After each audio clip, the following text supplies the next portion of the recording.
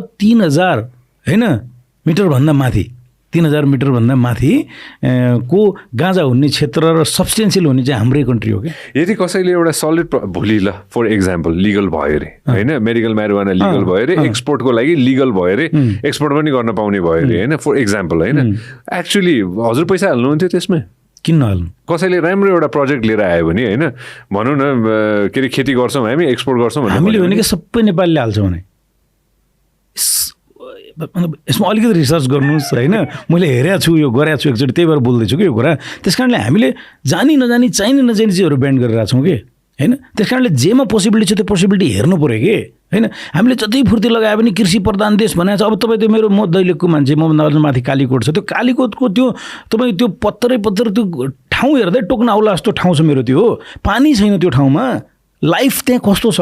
अनि त्यो ठाउँमा गएर तपाईँ कृषि गर्छु भनेर हुँदैन नि। त्योभन्दा अलिकति माथि जुम्ला छ, जुम्लाको स्याउ चाहिँ बिचरा होइन हाम्रो ज्ञान चाहिँ यहाँ किनिदियो भनेर बिचरा उसले ब्रान्डिङ मार्केटिङ गरिराख्नु भएको थियो। मैले सपोर्ट गरेको छु होइन जे होस् न भने हामी हाम्रै प्रोडक्सन चाहिँ ल्याएर त्यो चाहिँ बारीमा कुहिराखेको छ अनि हामी इम्पोर्ट गरेको स्याउहरू खाइरहेका छौँ। हामी कहाँ चाहिँ त्यो भने दुईवटा कुरा, हाम्रो कृषि जुन छ त्यो चिजलाई धेरैचोटि सरकारको बजेटमा नीति तथा कार्यक्रममा पनि आयो तर कार्यान्वयन हुन सकेन भने हामी कहाँ भइरहेको प्रोडक्सन चाहिँ एक्सपोर्ट त टाढाको कुरा भयो, यहीँ कन्जम्सनमा पनि युज भइरहेको छैन के भने टमाटर चाहिँ सिजनमा कति रुपियाँ किलो पाउँछ पछि कति पुग्छ भने हामी कहाँ चाहिँ के त भन्दा मार्केट त्यसपछि गएर कोल्ड स्टोरेज त्यो चाहिँ टाइम डिफ्रेन्सेसहरूलाई म्याच गर्ने गरिने कोल्ड स्टोरेजहरू त्यो अनुसार बनाइदिने, मार्केटहरू त्यो अनुसार बनाइदिने।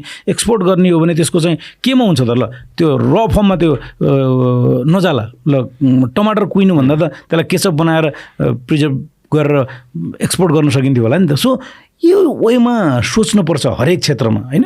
कृषिमा त्यस्तै, पर्यटनमा त्यस्तै, ऊर्जामा त्यस्तै, we have lots of potential. त्यस कारणले हरेक क्षेत्रमा भएको पोटेन्सियललाई क्यारी गरौँ। विद्यार्थीहरूलाई सबलाई आइटी टेक्नोलोजी डिजिटाइजेसनमा कलेजहरूमा राम्रोभन्दा राम्रो एजुकेसन दिएर त्यो लेभलको प्र्याक्टिकल शिक्षा दिएर बनाउनु। यहीँ नेपालमा बसी आरामसँग ल्यापटप खेलाइ केटाकेटीहरूले मजासँग 10 लाख 15 लाख रुपियाँ महिना कमाउँछ।